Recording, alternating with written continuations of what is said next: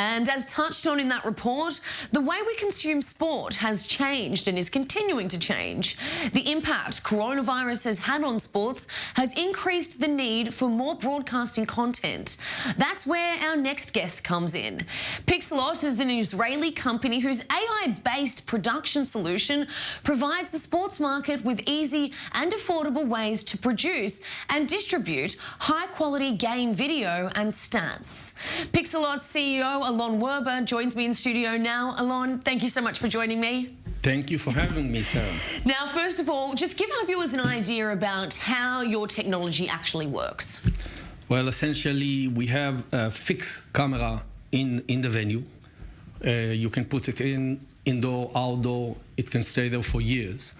And we create a panoramic view and track all the moving objects live. We, of course, handle all the issues related to lighting conditions and others.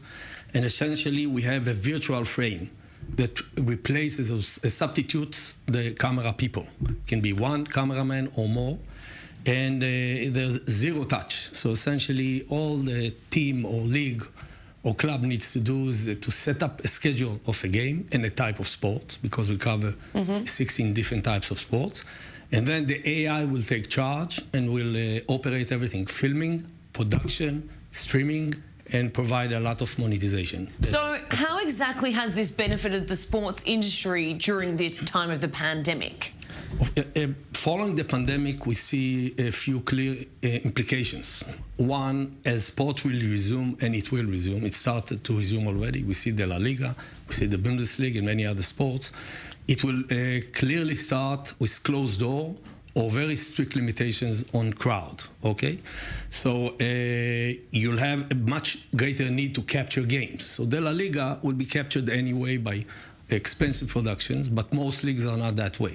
You won't have people in the venue. This is one implication. And second, the budgets are cut dramatically, anywhere from tier 1 sports all the way to youth, women's sports, etc.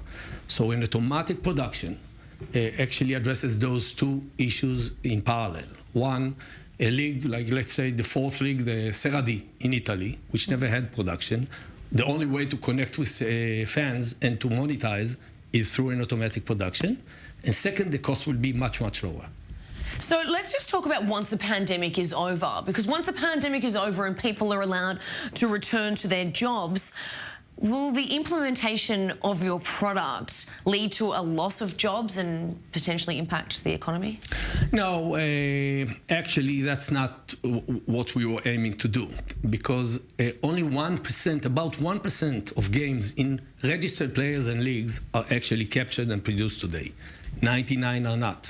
99%. All the women leagues, all the lower leagues, even prime Division 1 leagues in secondary sports, or even basketball games in Division 1 sports in many countries. So this will actually allow to create much more video, which will serve local fans or the fans of this league, the coaches, and player performance and player development. So I think this is only a plus for the industry. So you're based here in Israel, but you also have offices set up around the world as well. What are the roles of these people who are working for you internationally? Okay, so you're right. We have 150 employees. Only 85 of them are here in Israel. We produce 90,000 hours a month all over the world. So we need to work with our partners. We have production partners all over the world. We need good support. We need to adjust the software to exactly the right need of each one of the markets. So we have guys in the US, quite a large team. We have in Japan, we have in China, we have in South America, Europe, of course, Germany. It's an international business. Now, we have a very limited amount of time left, but I want to just quickly ask you, you've just done a financing round and raised a further $16 million for the company. How do you plan on using the funds?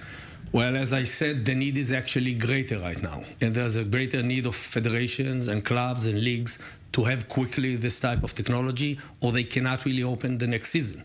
And sometimes they won't have people in. So we need to move fast, and we want to help the federation. We want to provide good payment terms and be out there as quick as we can. And it's about growth and supporting the need that was generated right now. Well, certainly something that I know that the fans will be absolutely loving, knowing that they can still watch their games while being stuck inside. Yes, and one last comment, this type of technology allows to collect the data automatically. That's right. With automated highlights and stuff like that, and that's also important for the fans. Very important for the fans. Alon Werber, thank you so much for your time. Thank you for having me, Sarah.